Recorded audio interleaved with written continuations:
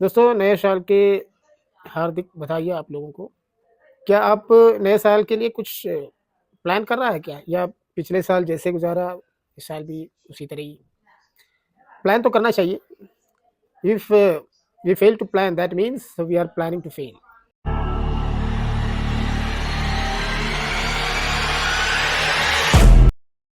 अक्सर मेरे दिमाग में ये क्वेश्चन आता है, मैं आपसे भी पूछना चाह रहा हूँ। क्या आप लोगों को ये कभी-कभी महसूस होता है क्या कि यार पैसे बचा नहीं पा रहा है? महीने के एंड में ऐसा फ़ील होता है कि मतलब हो गया, कुछ खरीद नहीं पाएँगे, जब तक नेक्स्ट महीने का सैलरी मिल जाएँगे, तब कुछ खरीद पाएँगे। आम लोगों का ये बेसिक प्रॉब्लम है। मतलब महीने के एंड तक उनके पॉकेट ऑलमोस्ट खाली हो जाती है। तो मेरा आज का ये वीडियो उस पर है, हम कैसे अपने पैसे बचा पाएँगे? How we can save our money? Basically we are struggling to save money. So in this 2025 आपके लिए ये वीडियो है, हम कैसे अपने पैसे बचा पाएँगे? उसके लिए कुछ टिप्स मैं दे दूँगा, जैसे मैं अपने ज़िंदगी में ये फ़ॉलो करता हूँ और काफ़ी कुछ सक्सेसफुल भी रहा है। तो इसके लिए पहला टिप ये है कि you have to track your expenses. अपने खर्चे को पहले आप अच्छे से ट्रैक करिए, कहाँ-कहाँ खर्चा हो रहा है। फर्स्ट पॉइंट ये है, आपको ये देखना है कि मतलब कहाँ जा रहा है मेरे पैसे। स्पेंड थ्रिफ्ट हम उसको कहते हैं। बिना मतलब चीज़ें खरीद के जाते हैं। वो अपने यूज़ के लिए हो या ना हो, वो जहाँ-जहाँ देखे शॉपिंग मॉल चले गए, जहाँ-जहाँ वहाँ-वहाँ रखा है, तो वो सब मतलब खरीद के अपने बास्केट में डाल देंगे और खरीद के लेके आ जाएँगे और कोई यूज़ नहीं होगा। बाद में पता चलेगा यार मैं क्यों खरीदा ये सब। तो पहले आपको ये करना है कि अपना खर्चा ठीक से ट्रैक करना है, कहाँ-कहाँ खर्चा हो रहा है। तो उसके लिए पेन एंड पेपर यूज़ करो और उसमें लिखो क्या-क्या मैं खरीदा इस महीने में या इस हफ्ते में। हर हफ्ते में आप एक मर्तबा ये होमवर्क कर लो, तब आपको पता चलेगा मेरे पैसे किस किस एरिया से निकल रहा है।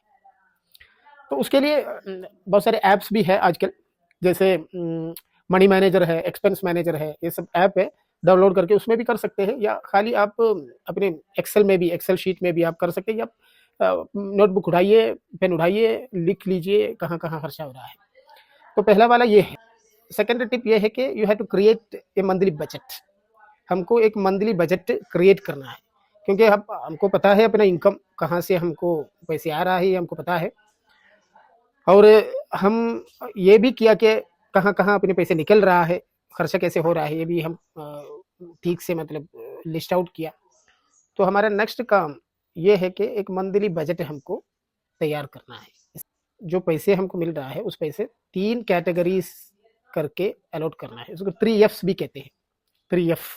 First F fundamentals, second fund, third future. तो फंडामेंटल्स में क्या आता है? देखिए, हमको बहुत सारी चीज़ें बेसिक नेसेसिटीज़ हैं, जैसे हमको मकान का किराया देना है या ईएमआई जो भी हो, और बहुत सारे बिल्स मंथली आते हैं, इलेक्ट्रिसिटी बिल्स, वाटर बिल्स, वो बिल, ये बिल, गैस का बिल वगैरह सब। उस पे तो ज़रूर हमको पैसे खर्चा करना है, या एजुकेशन, बच्चों के जो फीस हो या ट्रांसपोर्टेशन का कॉस्ट हो, या इस तरह की बहुत सारी चीज़ें, जो ग्रोसरीज़ खरीदना है हमको, चावल आटा वगैरह सब खरीदना है। हैं? तो ये सब चीज़ें जो नेसेसिटीज़ है, ये फंडामेंटल्स में आते हैं, इस पे हमको खर्चा करना ही करना है।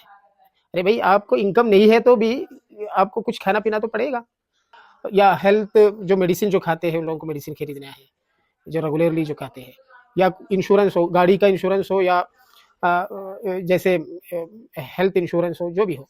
इस तरह की जो चीज़ें जो है, ये रिकरिंग है और हमेशा ये हमको करते रहना चाहिए।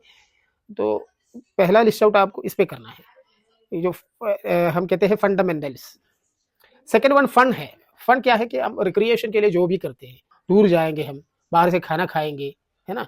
या अपने टीवी रिचार्ज करेंगे, नेटफ्लिक्स हो या जो भी हो, जो फैशन प्रो फैशन लोग हैं, तो वो हमेशा ये सोचेंगे कि नया मार्केट में क्या आया है, ड्रेस वगैरह अभी क्या ट्रेंड चल रहा है, वो खरीदेंगे उसी के हिसाब से। या मेकअप करने वाले मेकअप के जो चीज़ें जो खरीदेंगे, या कुछ लोग गार्डगेट्स से ज़्यादा वो होगा, या कुछ लोग जिम जाते हैं, हेल्थ कॉन्शियस होगा, तो मतलब उसके लिए खर्चा वो भी मतलब इसमें लिस्ट आउट करना पड़ेगा। वो फन कैटेगरी में आते हैं, सेकंड एफ है। थर्ड एफ क्या है कि फ्यूचर के लिए भी फ्यूचर में क्या-क्या अनसर्टेनिटीज़ आएँगे, क्या-क्या मतलब हो सकता है कभी बीमार पड़ जाए या मतलब अनएक्सपेक्टेड एक्सपेंसेस आते हैं, जैसे कुछ फंक्शन हो गया या किसी को पार्टीज़ देने पड़े। तो इस तरह की चीज़ें भी आती हैं या शादी-वादी हो गई घर पे। तो ये सब चीज़ें जो हैं, इसके लिए भी कुछ बचा के तो रखना पड़ता है ना।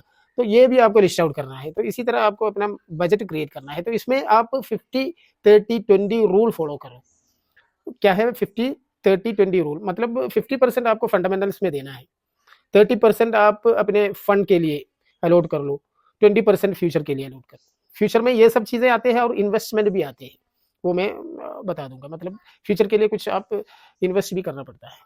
तो इसी तरह आप 50-30-20 रूल फॉलो कर लीजिए। कभी-कभी हम ये भी कहते हैं कि 50-25-25 फंड के लिए थोड़ा-सा 5% खर्चा मतलब कम करके वहाँ 5% ज़्यादा कर लीजिए। वो 5% इन्वेस्टमेंट में जाएगा, मैं जो बता रहा था ना, वो इन्वेस्टमेंट में जाएगा बेसिकली। उससे ज़्यादा इन्वेस्ट करना चाहिए। ये तो आप अपने चीज़ों को ज़्यादा समझते हैं, अपने कैसे किस तरह का जो खर्चा आ सकते हैं फ्यूचर में और उसको कितना होगा, या बच्चों का एडमिशन करवाना पड़ेगा कहीं मेडिकल में या इसमें सब, तो उसके लिए आपको ज़्यादा खर्चा हो जाएगा। तो आपको पता होगा, अंदाज़ा लगा कि आप उसमें पैसे अलॉट करके रख लीजिए। बेसिकली मेरा कहने का मतलब ये है, you have to create your own monthly budget. This is very important. ठीक है, मंथली बजट आपने तैयार किया। अब क्या है नेक्स्ट? थर्ड टिप मेरा ये है आपसे, try to avoid impulse purchases. क्या इम्पल्स परचेज?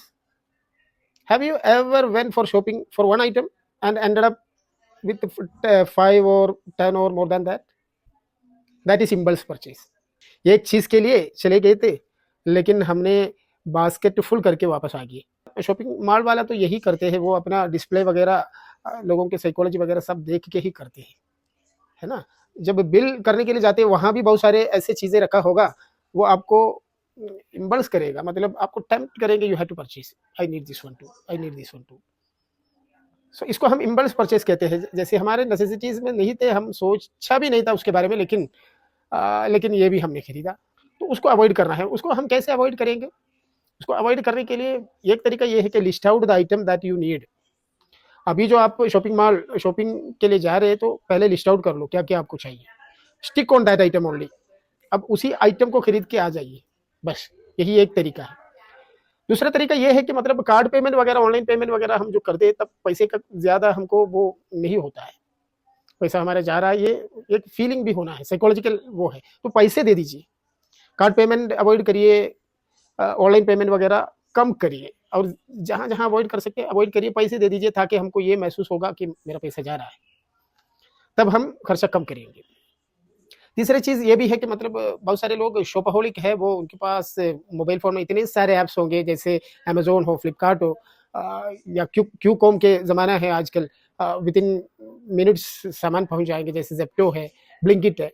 तो उस तरह की जो चीज़ें हमारे मतलब ये हैबिट को बढ़ा देंगी, कि इम्पल्स परचेज़ेज़ को बढ़ा देंगी।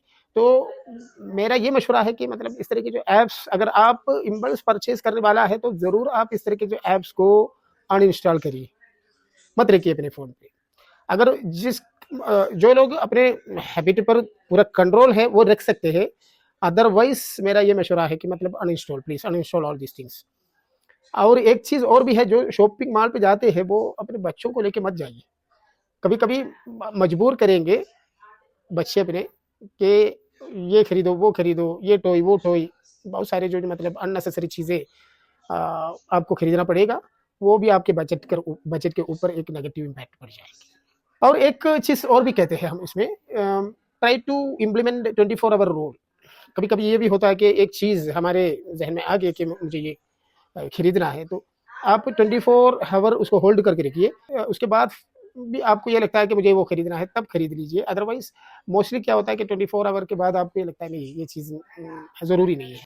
तो इस तरह आप अपने एटीट्यूड को बदल दीजिए, और इम्पल्सिव परचेज़ को आप थोड़ा-सा मतलब कंट्रोल करके रख लीजिए। जो लोग स्पेंड थ्रिफ्ट है, ज़रूर वो लोग ये सब चीज़ें फ़ॉलो करिए। नेक्स्ट टिप पैसे बचाने के लिए ये है, take the advantage of discounts and cashback offers. जो आजकल हम सब बहुत सारे प्लेटफ़ॉर्म्स यूज़ करते हैं, ऑनलाइन प्लेटफ़ॉर्म्स लाइक फ्लिपकार्ट हो, अमेज़न हो, ज़ेप्टो हो, ब्लिंकिट हो, जो भी मतलब परचेज़ करने के लिए, ग्रोसरीज़ हो या गारगेट्स हो, जो भी परचेज़ करने के लिए ये सब प्लेटफ़ॉर्म यूज़ करते हैं। हमेशा कोई न कोई डिस्काउंट्स या कैशबैक ऑफर्स आपको मिल जाएँगे।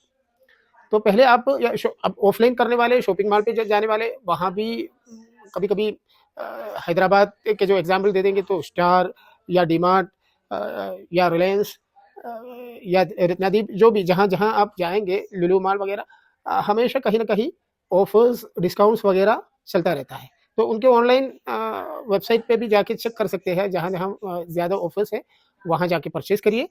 तो ये we have to take the advantage of all this cashback offers और discounts so that we can save our money. हम थोड़ा बहुत अपने पैसे बचा सकते हैं। तो ये भी एक तरीका है पैसे बचाने का। लेकिन ऐसा भी नहीं होना है, कभी कभी क्या होता है कि डिस्काउंट्स की वजह से हम वो खरीदते हैं। तो ऐसा भी नहीं होना चाहिए कि जो चीज़ हमको चाहिए तभी आप खरीद लीजिए, जो आपको चाहिए तब आप डिस्काउंट्स वगैरह देख लीजिए। अदरवाइज उल्टा नहीं होना चाहिए कि डिस्काउंट है इसलिए मैं वो खरीदूंगा। ठीक है, अब पैसे बचाने के लिए लास्ट टिप। अब ये असल में पैसे बचाने के लिए नहीं, जो बचा हुआ पैसा जो है वो आपको क्या करना है, ये है। आपने अब बहुत सारे पैसे अब बचा लिया है ना, जैसे हम ये जो टिप्स फॉलो करेंगे तो ज़रूर आप बचा पाएंगे। अगर आप स्ट्रिक्टली फॉलो करेंगे तो तब। अब बचा के आप उस पैसे को आइडल मत रखिए, आप उसको इन्वेस्ट करिए। छोटे छोटे म्यूचुअल फंड्स या स्टॉक्स वगैरह पे इन्वेस्ट करिए, लेकिन इन्वेस्ट करने से पहले ज़रूर आप पढ़िए investment opportunities, best investment opportunities क्या क्या है। अब even if it is small amount, you have to invest it. जैसे हमारे वॉरेन बफेट के बारे में तो सब लोग जानते हैं। उन्होंने जो बताया था, मैं जब भी चीज़ खरीदते थे, खरीदने से पहले ये सोचता था कि मतलब अगर फॉर एग्जांपल मैं एक मोबाइल फ़ोन खरीदना है मुझे 50,000 का, तो अगर मेरे पास 1 लाख है तब मैं 50,000 का मोबाइल फ़ोन खरीदता था, और बाकी 50,000 मैं उसी स्टॉक पे, उसी कंपनी के स्टॉक पे इन्वेस्ट करती थी। ऐसे मैंने पैसे कमाया। तो ये हमको भी फॉलो करना है। तो इसी तरह स्मॉल अमाउंट आपने जो जो बचा रहा है वो स्टॉक पर इन्वेस्ट करिए या म्यूचुअल फंड पे इन्वेस्ट करिए, या उसको आइडल मत रखिए, ताकि हम अपने पैसे को टाइम के साथ उसको थोड़ा सा ग्रो भी करें, उसको बढ़ा दें।